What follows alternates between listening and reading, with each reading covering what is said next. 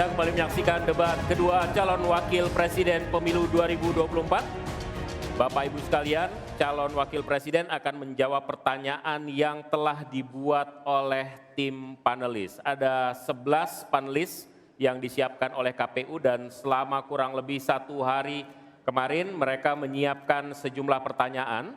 Tapi tentu saja tidak semua pertanyaan yang disiapkan akan ditanyakan, karena itu akan ada mekanisme tertentu sehingga nanti beberapa pertanyaan akan disampaikan tentu saja sesuai dengan subtema yang sudah ditetapkan.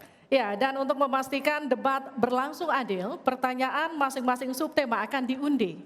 Dan untuk memulai segmen debat, berkenan para calon wakil presiden untuk naik ke atas panggung dan menempati podium masing-masing. Kami persilakan Bapak. Pak Muhaimin, Pak Gibran, Pak Mahfud, kami persilakan.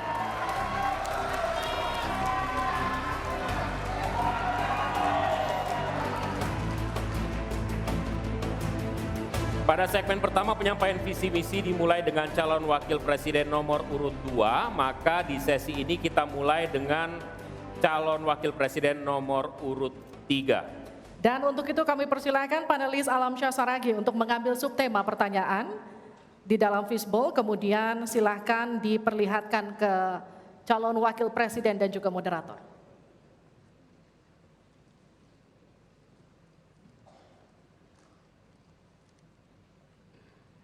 Dimasukkan ke tempat yang kosong, tidak apa-apa Pak?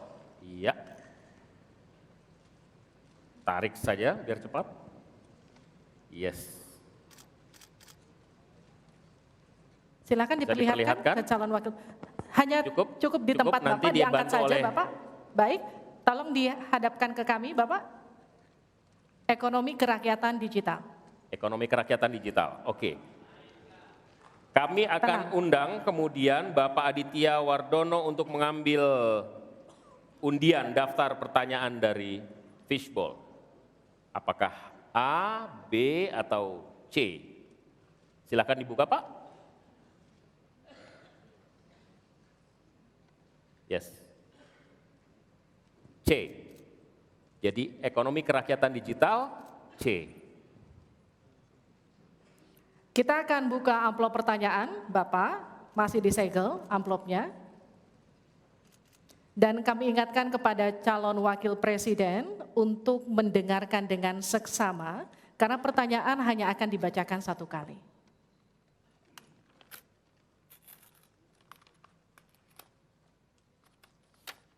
Pertanyaan untuk calon wakil presiden nomor urut 3, Bapak Mahfud MD, terkait ekonomi kerakyatan dan digital. Digitalisasi membuka akses pasar yang lebih luas, tetapi juga berpotensi merugikan usaha mitra dan konsumen melalui penyalahgunaan data digital. Pertanyaannya, bagaimana kebijakan paslon untuk mengatasi hal tersebut? Waktu untuk menjawab 2 menit, dimulai sejak Bapak menjawab. Kami persilakan.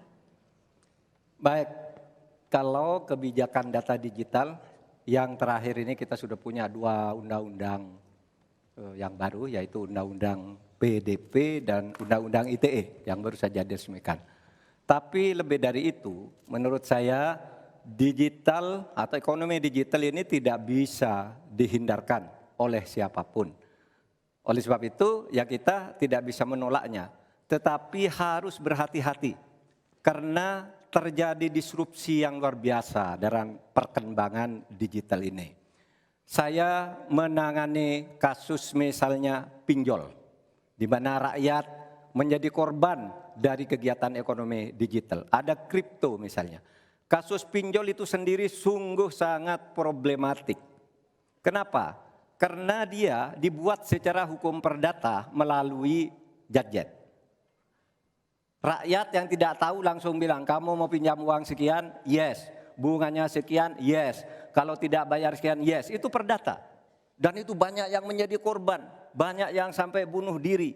Ada seorang dari Semarang, seorang guru, meminjam hanya 500 ribu, kemudian hutangnya menjadi 240 juta karena selalu bertambah bunganya. Kemudian ada yang sampai bunuh diri. Dalam hal pinjol ini ketika saya sampaikan ke Polri, tidak bisa Pak, itu hukum perdata. Ketika saya sampaikan ke OJK, OJK bilang itu bukan kewenangan kami. Itu bukan kewenangan kami karena mereka ilegal, tidak terdaftar.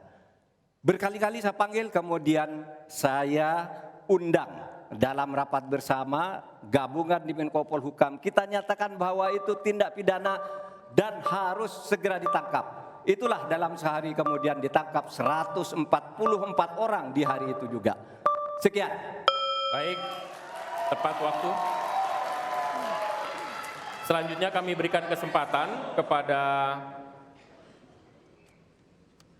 calon wakil presiden nomor urut 1 untuk memberikan tanggapan atas jawaban yang disampaikan oleh Pak Mahfud tadi. Silakan Pak Muhaimin, waktu Anda 1 menit.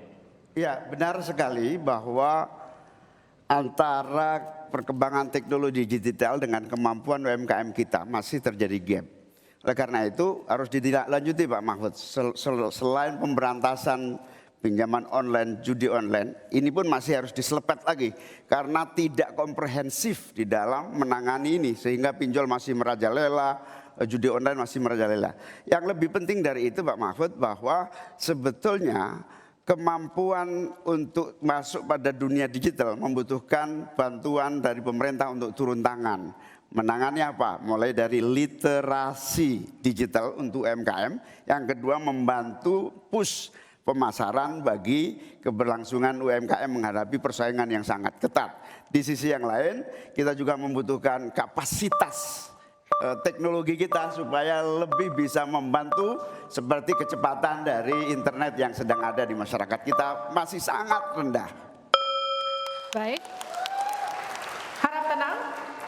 Selanjutnya kita akan beralih ke calon wakil presiden nomor urut 2, Bapak Gibran Raka Buming Raka untuk menanggapi. Waktu Bapak untuk menanggapi 1 menit, kita mulai sejak Bapak mulai berbicara.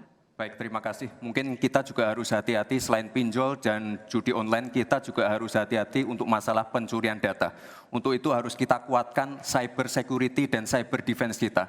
Itu sudah kita lakukan di Solo Technopark, ada sekolah cyber security. Dan yang perlu ditekankan lagi adalah bagaimana para e-commerce ini bisa comply dengan regulasi kita. Jadi sudah tidak ada lagi nanti ke depan yang namanya shadow banning, yang namanya price dumping, yang namanya barang-barang cross border yang membunuh UMKM kita.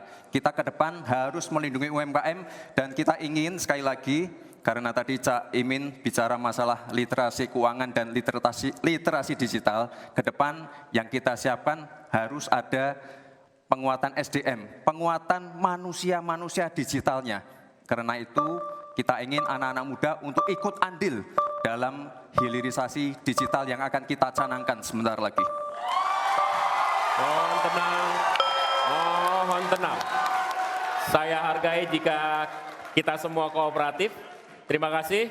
Saya berikan kesempatan kepada Pak Mahfud kembali untuk memberikan tanggapan atas tanggapan dari jawaban Bapak yang sudah disampaikan oleh Pak Muhaimin dan Pak Gibran. Waktu Anda 1 menit untuk menanggapi, dimulai dari Bapak menyampaikannya.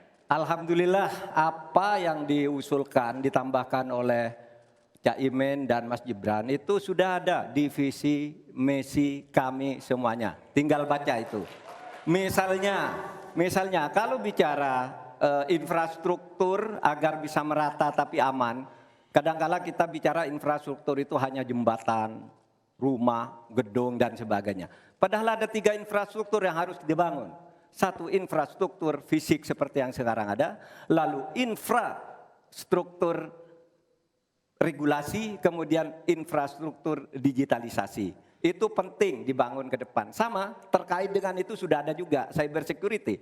Bahkan saya sendiri yang memimpin rapat di Menko Polhukam dengan memanggil pihak-pihak yang terkait dengan tugas-tugas ini agar cyber security ke depan ditegakkan dengan sebaik-baiknya agar kita tidak selalu kecolongan.